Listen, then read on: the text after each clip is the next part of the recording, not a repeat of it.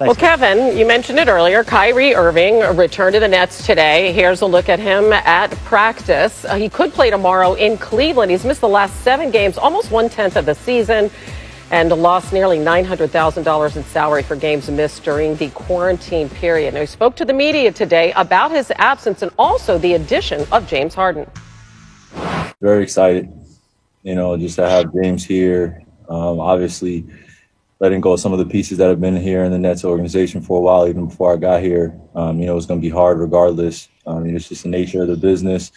We're all brothers still, so we're just moving on into the next phase of just developing as a team and just building some camaraderie and having fun. Can you shed some light on what the last couple of weeks have been like for you and the time you needed off? There's a lot of family and personal stuff going on. So just want to leave it at that. For the Net fan out there who, was living and dying with you guys and wasn't sure why you were not playing and was frustrated by that, would you have any explanation to that fan? Well, the beautiful thing about that is that I started off as a fanatic and I started off as a fan. I've been invested in this organization since I was a kid, and also now that I'm in this role as a player, there is quite a difference. And, the fans out there, want to apologize to them as well. My commitment has always been to bringing something special to Brooklyn. It wasn't just a championship. It was unity, it was equality, it was just bigger things than just the game itself. I'm back. I'm happy to be back. And we got some great pieces, and we just move on. And I let my actions and my game speak for itself like I planned on doing. Just needed a pause.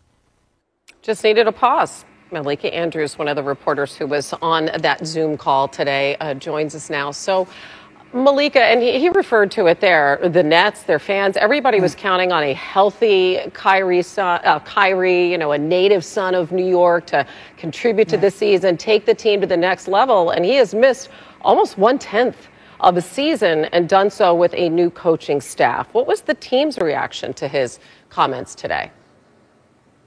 Well, Hannah, Steve Nash said that he was excited to have Kyrie Irving back in the building. Remember, after 2 weeks of him being away from the team and so many pieces moving, this is a little bit of a sigh of relief to be able to finally see the entire product in one building, all players in one building together, so that they can kind of take a look at what they are going to be as a team, as a group. And Kevin Durant and James Harden have never wavered in the time that James has been with the team and Kevin the entire time in wanting Kyrie Irving to be back and looking forward to his return. Kyrie Irving said that he addressed with his teammates. He spoke to each one of them individually and addressed the group about his absence. And Steve Nash, I asked him if he could elaborate on that a little bit, if he felt satisfied with that explanation. And Steve Nash again said, you know what, we are going to leave this in-house. So it seems as though this team is ready to move on, to put Kyrie Irving back out on the court. And Kyrie Irving said, I am committed to playing. That was never a question. Like he said, I just needed some time. It's really clear, if we take this on the court now, that James Harden belongs at point guard. He has his ally. We saw pictures of him there in the background. Mike D'Antoni is right there on the bench and in his corner. But Kyrie also needs the ball in his hands. That's the kind of player that he has become. So how will he be integrated into this lineup? Well, Hannah, Kevin Durant said that it was a good thing for a couple of games that James Harden was the guy who had the ball in his hands. That helped him to get a little bit of a feel for things. But remember, this was not just Kyrie Irving's first practice. This was James Harden's first practice today, even though he had already played in 2 games with the team. So Steve Nash said that he's confident that this will come with time. We expect to see Kyrie Irving, James Harden, and Kevin Durant all out there in the starting lineup. They are committed to making this work. They are committed to finding those touches, to having multiple people bring the ball up the court. But really, the person that this is going to lie with is Kevin Durant. Steve Nash said that he is the most versatile player of the 3. And so they are going to be looking at him to be the one to mold this team, to be able to be adaptable so that the other two can continue to figure out their roles. But all three have said, you know what? We're all hoopers. We're going to figure this out because in our soul, that's who we are. We are basketball players and we can do this. We have enough talent, Hannah. Well, maybe the problem isn't offensively, but defensively, they do have some issues. Just 2 steals yesterday, and DeAndre Jordan had to play almost 40 minutes. But that's for another day. Yeah. Malika Andrews, as always, we appreciate it. Thank you. Still to come on SportsCenter, PTI's bonus. Take into account that the Masters is probably in jeopardy. I mean, it's possible he can be back for that. I think a lot of that depends on when he had this surgery, this procedure. The first time he had it in 2014, it was around April 1st of that year. He came back in mid-June. That's 2.5 months. At the time, it was believed that he came back too soon because he was never really quite right after that.